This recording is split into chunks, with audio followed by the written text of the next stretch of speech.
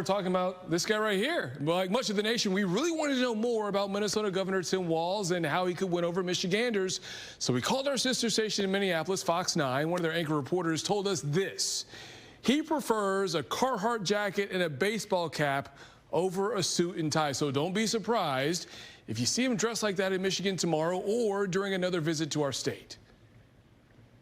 I appreciate their desire to get... He may not have the high profile of Michigan Governor Gretchen Whitmer, or Pennsylvania Governor Josh Shapiro, or Arizona Senator Mark Kelly.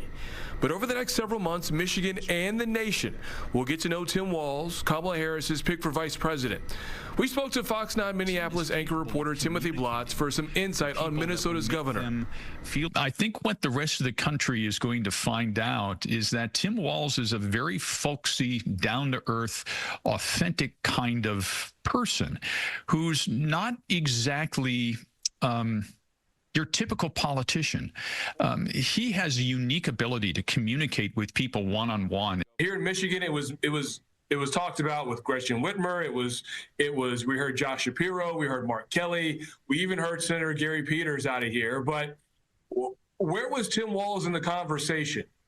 I'm not so sure, and I'm not convinced that Tim Walz was in the conversation here for a long time. Tim Walz is the kind of guy who will show up to a rally in a Carhart jacket and a baseball cap. And I suspect you're going to see a little bit of that on the campaign trail. Here's what to know about Governor Walz. He was born in Nebraska and he grew up on a farm. He's a former U.S. congressman and a two-term governor. Now, as governor, he passed legislation on free meals for school students, abortion and reproductive health legislation, and he strengthened gun laws.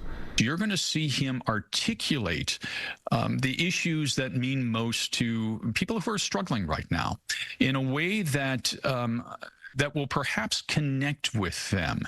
And it's that folksy-ish kind of character. The Tim Walz pick comes after a strong 2 weeks for Democrats.